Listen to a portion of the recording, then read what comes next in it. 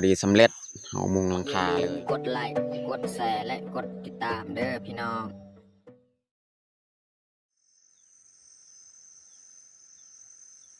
ครับสบายดีแล้วก็สวัสดีเบิร์ดสู่ครูสู่คนเนาะยินดีต้อนรับเข้าสู่สองเบายึงเนาะ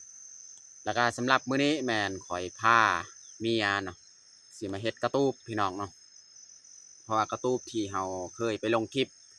แมนมื้อวานและอยู่ลุ่มบอนไกลทางถนนหั่นพอดีดินมันเจือนมันยุบเลยเพียงที่เฮาเคยไปลงคลิปกระตูบที่เฮาไปลงคลิปหั่นมันถูกดินอ่า ทับถมเลยเนาะบอลหันเนาะก็เลยมื้อนี้สิพาเมียมาเฮ็ดกระตูบนี่แหละวันนี้เพราะว่าแต่นี่ก็เฮาเห็นลักหรือว่าเสาหาสัญญาณคล้ายๆสัญญาณเนาะแต่นี่น่าจะลงคลิปได้เนาะก็เลยสิพาเมียนี่บอลนี้แหละแต่ว่าบ่มีบอลเพียงบอลนี้แหละแค่นาอยู่เพิ่งหน่อยนึงครับบ่ยิงสิมาเฮ็ดกระตูบสัวขาวพี่น้องเนาะเพราะว่าบ่ยิงกับบ่ฮู้สิลงคลิปบ่เป็นสิลงคลิปก็เลยเฮ็ดไว้ก่อนเนาะ เพื่อซนฝนเพราะว่าช่วงนี้กับฝนเพราะว่าปกติบอลเราไปลงคลิปหัน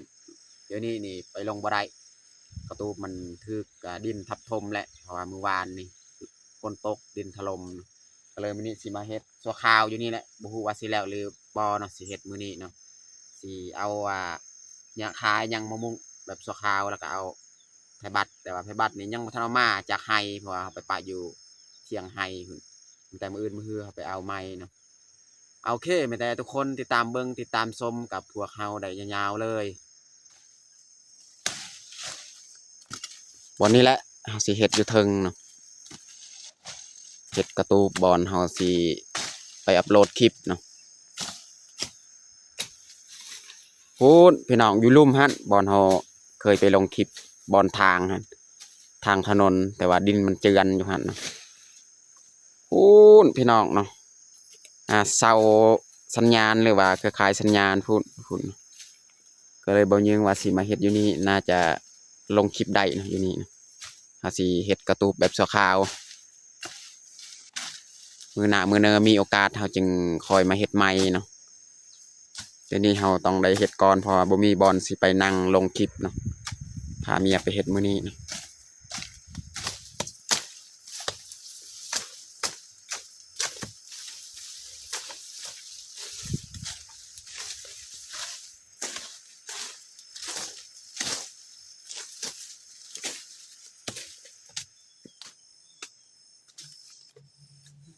บัดนี้เฮาสิไปตัดไม้ก่อนเนาะอันนี้เฮาทางก็ประมาณนี้แหละสิไปตัดไม้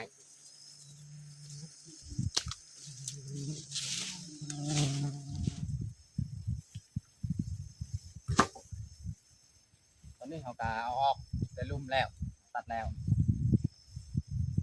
เอามาอยู่เต็มทางเลย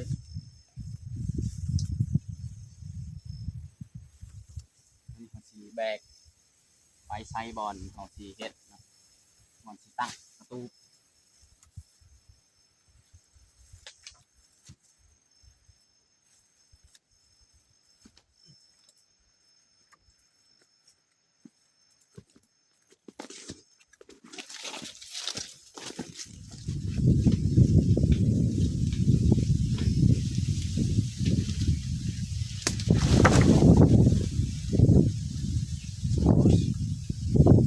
ลมน้องลมแห้ง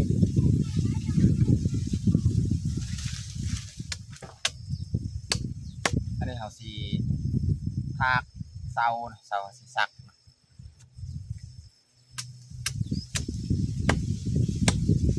ลมแห้งพี่น้องตรงนี้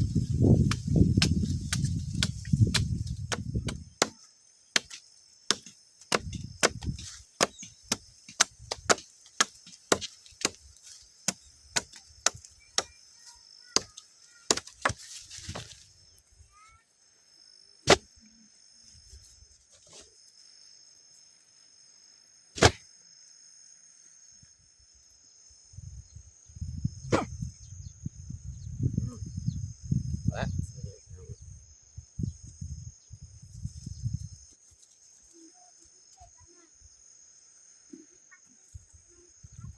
เอาเลย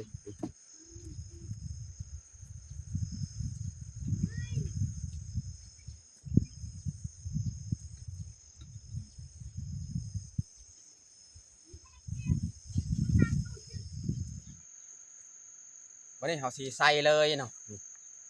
ใส่เสียงัวทั้งเทิงเนาะ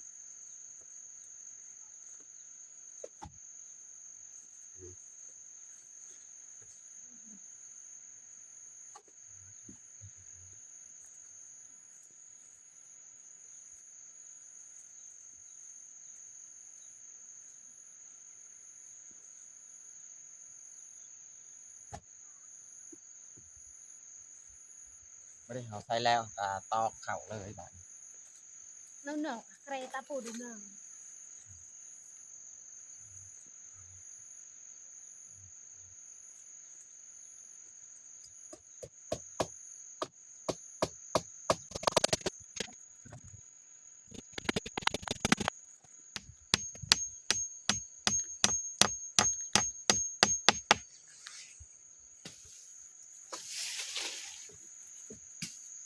อันนี้เขาจะใส่เลย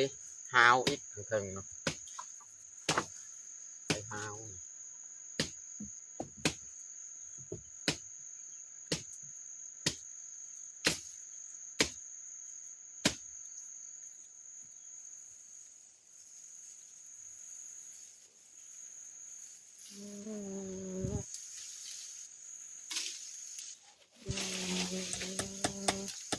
ส่วนเนี้ยเนี่ยแมน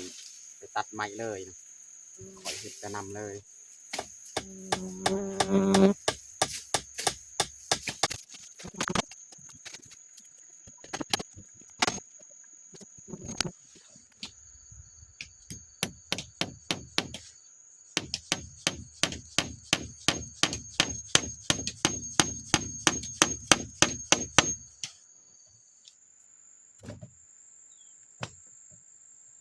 ตอนนี้เขากะ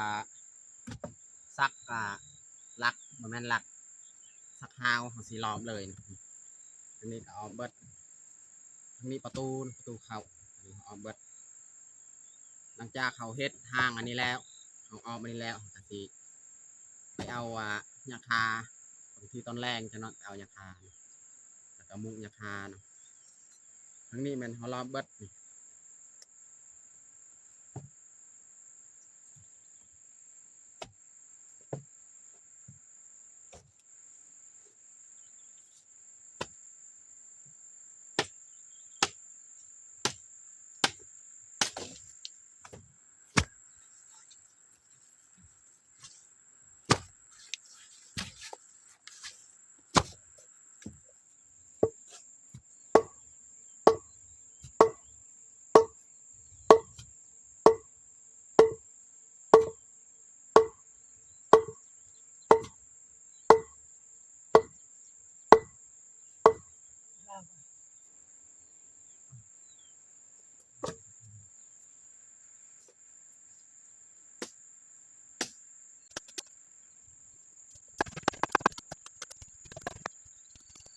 ตอนนี้เขาก็เฮ็ดได้แต่สำนี้พี่น้องเนาะเฮ็ดทางไว้นะแต่ว่าตะปูยังบ่ทันมีเขาสิไปซอกตะปูจนนั้นแล้วก็มาตอกเลยเนาะโตเฮาออมนี่ฮาวนี่อันนี้มันประตูทางเข้าตอนแรกเขาสิมาต่ออีกตอนนี้เขาสิพักเที่ยงตอนแรกบางทีเขาสิไปเอาหญ้าคาอีกอยู่พุ่นเนาะไปเกี่ยวเอาหญ้าคา Thẳng em thẳng đi. ถ้าว่าบ่ทันมื้อนี้ก็มื้ออื่นมื้อฮือจึงเฮ็ดต่ออีกพี่น้องบัดนี้เฮาสิกลับบ้านก่อนเที่ยงแล้ว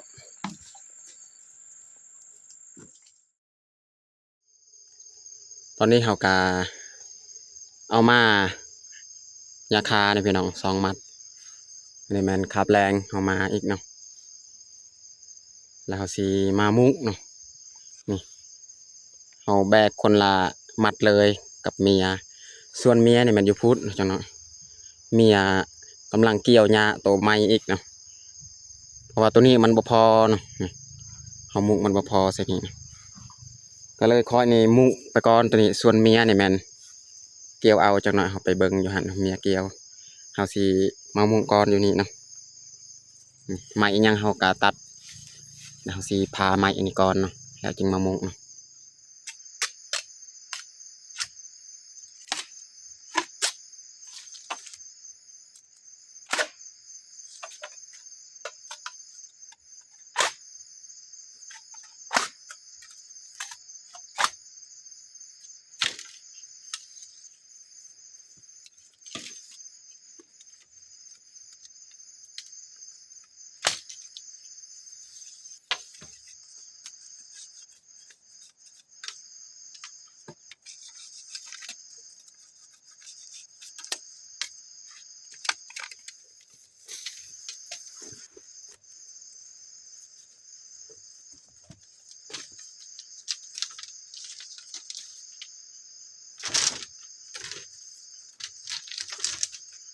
นี่เขาเล่าแล้วเขาก็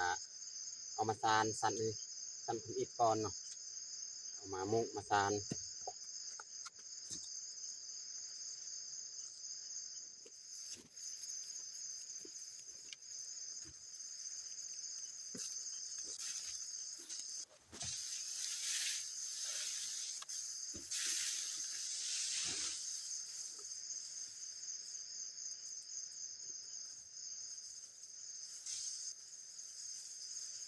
ราคาเนี่ยมันจะเปื่อยแล้วนี่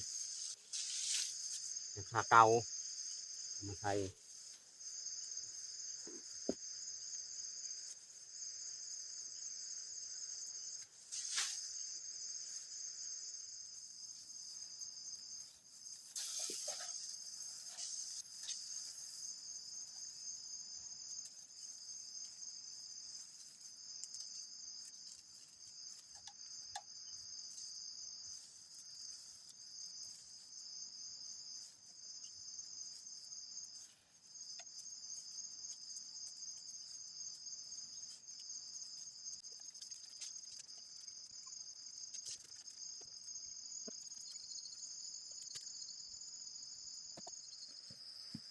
ตอนนี้เมียก็มาแต่เกี่ยวหญ้าคานี่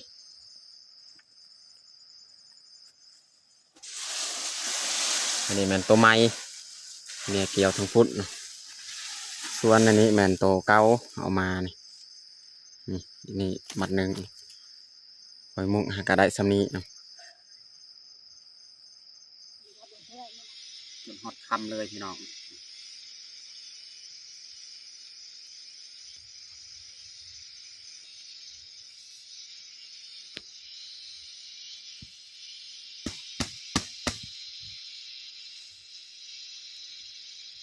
ตัวนี้นี่ไก่บ้านกันย่างไปพุ่นกับฮอดบ้านก็เลยเฮ็ดฮอดคำเลยพี่น้อง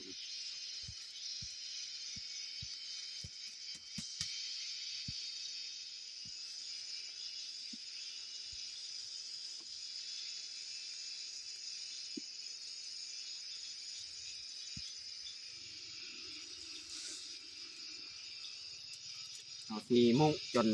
บ่เห็นจังน้อยจึงกลับบ้าน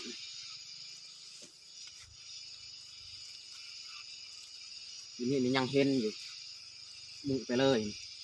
มุกให้มันแล้วแถวตรงนี้เนาะ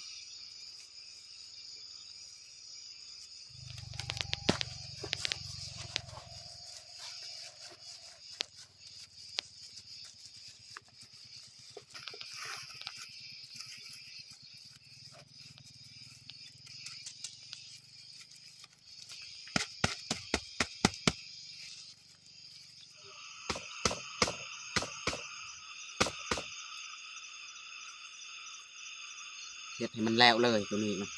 ฮอดคำแล้วเพราะว่าสิปะก็บ่ได้อีกตัวนี้หญ้าตัวเก่านี่ยานปะอยู่นี่พวกมันมากิน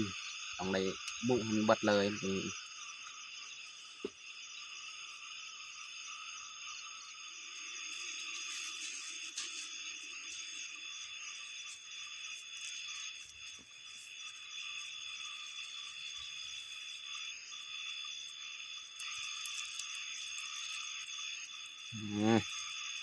สำเร็จบาทนี้มัดไว้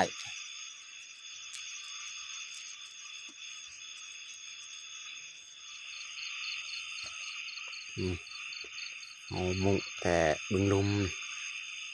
บึงทึงในปะไว้นี่หญ้าตัวไม้เมีย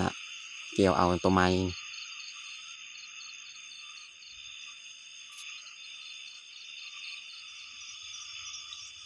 ตอนนี้ก็สำเร็จพี่น้องเนาะเอามุกฝากบึงลุมนี่จนฮอดมืดเลยนะเขาสิเตรียมกลับบ้านเลยพาเมียกลับบ้าน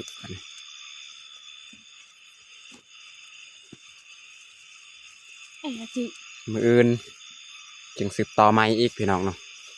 ให้มันแล้วเลยมืออื่น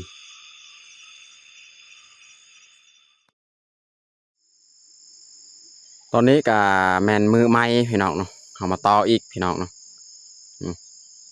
มื้อนี้เขาก็ถืออันนี้สังกะสีเนาะสังกะสีนี่เขาสิเอามาเฮ็ดบอนประตูเข้านี่ประตูทางเข้าเนาะแล้วก็มื้อนี้เขาก็มาซานต่อมามุงต่อตัวนี้แหละนี่ส่วนเมียก็ยังเกี่ยวหญ้าอยู่หั่นเนาะเพราะว่าเขามาจากบ้านเมื่อกี้นี่เมียนี่เกี่ยวหญ้าเลยอยู่หั่นเนาะแล้วค่อยสิมามุงตัวนี้มาซานตัวนี้ต่ออีกเนาะ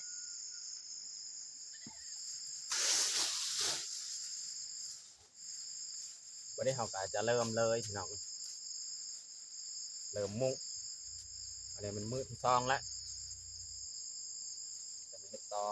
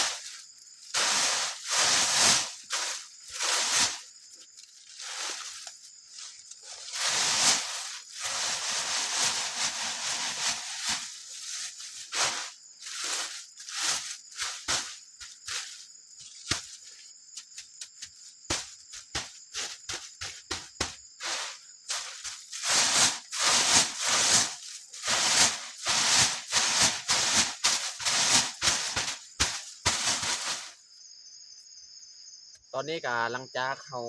มุ่งไปทางนั้นสุดแล้วอันนี้เขาจะลบเลยเพิ่งสิหักราคาของเขาแล้วก็ลบเลยเนาะ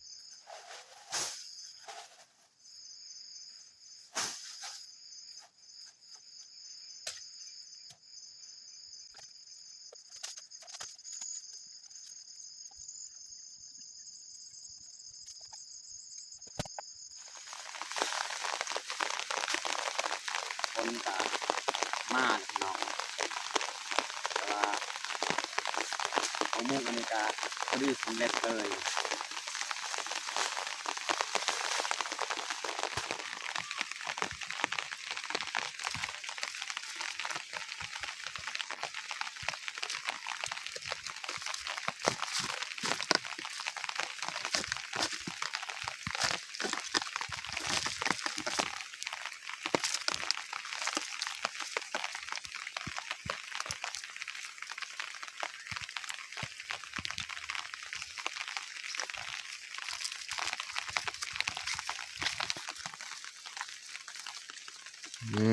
เรียบร้อยพี่น้อง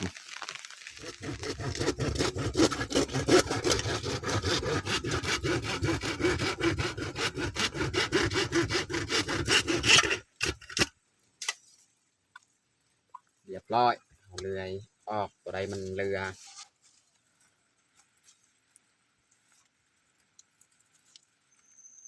ตอนนี้ก็ฝนเซาตกแล้วพี่น้องเนาะพอดีสำเร็จเอามุงหลังคาเลยบุงหลบเนาะแต่หาสีพักพรกลับบ้านเนาะส่วนที่เรือนี่มันประตูนี่แหละแล้วก็บอนเฮาสีอยู่สีนั่งหันตอนนั้นน้ำลังอีกเฮ็ดเมื่อใดวางมืออื่นมาฮือเนาะมาตึงเฮาสิไปเฮ็ดนี่ไม้ก็เฮาตัดเรียบร้อยเลยแต่บอนนั่งบอนประตูนี่แหละยังสิเฮ็ดต่อเอ้าเฮาสิพาเมียกลับบ้านเลย